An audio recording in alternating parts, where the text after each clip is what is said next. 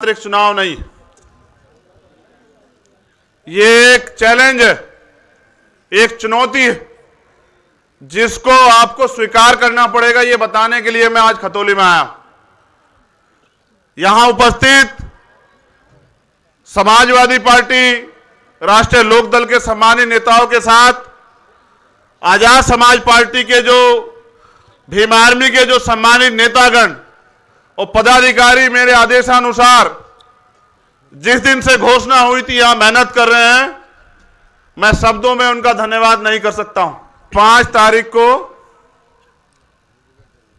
मेरा जन्मदिन भी होता है।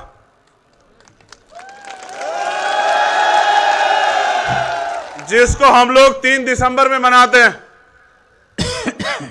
आप लोग सभी को कुछ ना कुछ देते हो, तो मेरे जन्मदिन पे बस मुझे ये गिफ्ट देना। इस बार मैं अपील पहले कर रहा हूं।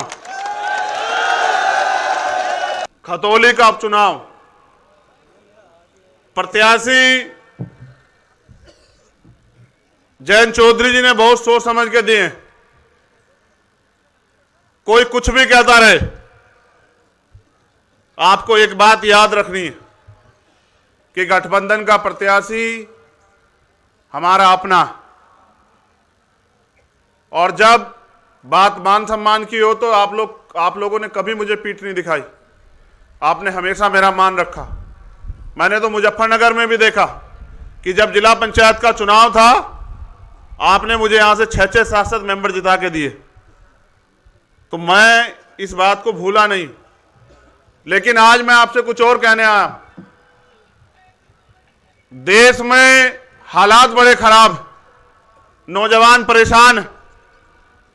पहले तो भर्ती नहीं आती, भर्ती आती है तो पेपर लीक हो जाता है। उसके बाद जो थोड़ा बहुत आगे बढ़ने के लिए दलित पिछड़ों का आरक्षण मिला है, उसमें घोटाले हो जाते हैं। आपने 69,000 शिक्षक भर्ती में और दरोगा भर्ती में देखा कि किस तरह ये सरकार जो अहंकार में चूर है, जो अहंकार में इतनी खो चुकी है कि उनको यह भी याद नहीं कि वो नौजवानों के भविष्य को बर्बाद करने में लगे। किस तरह से गरीब मां बाप, किसान कमेरे लोग अपने बच्चों को पढ़ा लिखा के उम्मीद लगाए बैठे उनको नौकरी मिलेगी। यह पहली ऐसी सरकार है केंद्र में और स्टेट में जिनके राज में नौजवान आत्महत्या करने को मजबूर है। जितना सरकारी सिस्टम है सबको बेच रही है सरकार। अब अमीर लोग तो फिर भी थोड़ा बहुत सरवाइव कर जाएंगे, लेकिन जब मैं गरीबों की तरफ देखता हूं तो एहसास होता है कि गरीबों की तो जेब खाली है। उन पे तो महंगाई का और जोर सरकार डाल रही है, चाहे पेट्रोल डीजल के दाम, चाहे खाद्य पदार्थों के दाम हो, चाहे गैस के दाम हो। और सवाल आप इनसे कर नहीं सकते। अगर आप सवाल करोगे तो फिर ये सरकारी मशीनरी का दुरुपयोग करके, अगर आदमी पैसे वाला ताकतवर हो तो सीबीआई ईडी इनकम टैक्स लगा देते हैं, और अगर आदमी क्रांतिकारी संघर्षशील हो तो ये झूठे मुकदमे लगा देते हैं। इतना अन्यायपूर्ण शासन क्या तो अंग्रेजों का था या फिर इस सरकार का। मैं आज संविधान दिवस पे अपने महापुरुषों को भी याद करता हूं कि किस सपने को सजोया था बाबा साहब अंबेडकर ने, सर छोटू राम ने, सरदार वल्लभ भाई पटेल ने। देश बनाया, दिल जोड़े, उनके सपने को पंख दिए चौधरी चरण सिंह जी ने। अगर आज थोड़ी बहुत जमीन गरीब कमजोर वर्गों तक पहुंची है तो इसका सबसे बड़ा श्रेय जाता है चौधरी चरण सिंह जी को। मैं जब सरकार के क्रियाकलाप देखता हूं कि एक दिन पहले कोई अधिकारी रिटायर होता है और आप उनको चुनाव आयुक्त बना देते हैं, तो एहसास होता है कि जो आदमी सरकार ने रिटायर कर दिया उसको सरकार दोबारा से अगर बनाएगी तो अपने फायदे के लिए बनाएगी। आज जो ये हालात बने हैं, कहीं ना कहीं इसके जिम्मेदार हम खुद भी हैं, क्योंकि चुनाव के समय ये हमें बांटने का काम करते हैं और हम बढ़ जाते हैं। इनके इस सरकार के पास तो एक भी एजेंडा नहीं है, किसी के लिए भी नहीं, ना किसानों के लिए, ना मजदूरों के लिए, ना महिलाओं के लिए। मंच पे हमारी महिला शक्ति भी बैठी है और उनको वोट भी देनी है, लेकिन क्या वो उत्तर प्रदेश में सुरक्षित है? गृह मंत्री आके कहते हैं कि गहने लाद के रात को 12 बजे घूम लो, और मैंने देखा कि अभी बहुत बड़े पैमाने पे इनके नेताओं के घरों में चोरी होने लगी, कई एक्टरों के घरों में चोरी हुई, उनके गहने चोरी हो गए, और वो कह रहे हैं कि उत्तर प्रदेश में हम डरा हुआ महसूस कर रहे हैं। सुबह अखबार खोलो, रेप हत्या में अखबार भरे पड़े हैं।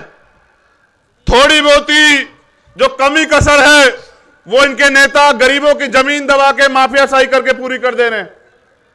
यहां बड़े पैमाने पे किसान उपस्थित है, कहते हैं जिस देश का किसान खुशहाल नहीं होता वो देश खुशहाल नहीं होता। और किसानों के क्या हाल है आप बेहतर जानते हैं। पहले तो प्राकृतिक मार है, कभी ओला पड़ जाता है, कभी गैर टाइम बारिश आ जाती है, कभी सूखा पड़ जाता है, कभी बिजली नहीं है। फिर उसके बाद योगी जी की सरकार में छुट्टा पशु इनके नेताओं की तरह घूम रहे हैं।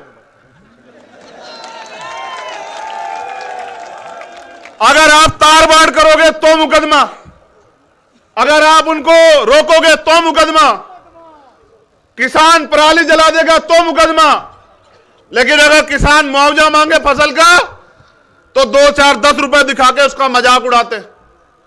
यह सरकार है। सरकार सबकी होती है, सरकार ना एक जाति की होती, ना एक धर्म की होती। और मैंने तो सीखा मान्यवर काशीराम साहब से कि जब तक आप सवाल नहीं करोगे सरकार को अकल नहीं आएगी। अगर आपको सरकार से सवाल करना है तो लोकतंत्र में, क्योंकि वो नहीं सुनते, चुनाव एक ऐसा समय होता है कि आप वोट की चोट से साबित करो कि आपके अंदर कितना दर्द। ये मौका मिला है, पूरे उत्तर प्रदेश में तो कम है, लेकिन रामपुर में और खतौली में है आपके पास कि जो गलती हुई है उसको सुधारने का मौका है। मीलों ने भुगतान नहीं किया, नेता झूठ बोल रहे हैं बीजेपी के। एक नेता इतने अहंकारी हो गए हैं कि जो शोषित वंचित समाज है, जिनको सैन समाज हम कहते हैं, उस समाज को गाली बकने लगे। अहंकार देखिए, पागल हो चुके हैं अहंकार में। जो मन आए कह रहे हैं। मैं यहां इस मंच से अपील करूंगा, जो मोस्ट बैकवर्ड है, अपने बच्चों का भविष्य अगर सुधारना चाहते हो, पाल, प्रजापति, कश्यप, निषाद, सैन, शेड्यूल कास्ट की सभी जातियों को कह रहा हूं, तो यह मौका है आपके पास। खतौली का चुनाव भाजपा के इस ताबूत में, जो अहंकार का ताबूत है, जो बंटवारे का ताबूत है, उसमें आखिरी कील ठोकने काम करेगा उत्तर प्रदेश में। और यह जिम्मेदारी दी है खतौली के लोगों पे। मैं और जैन जी अभी राजस्थान थे, वहां भी किसान कमेरों में तड़फन है।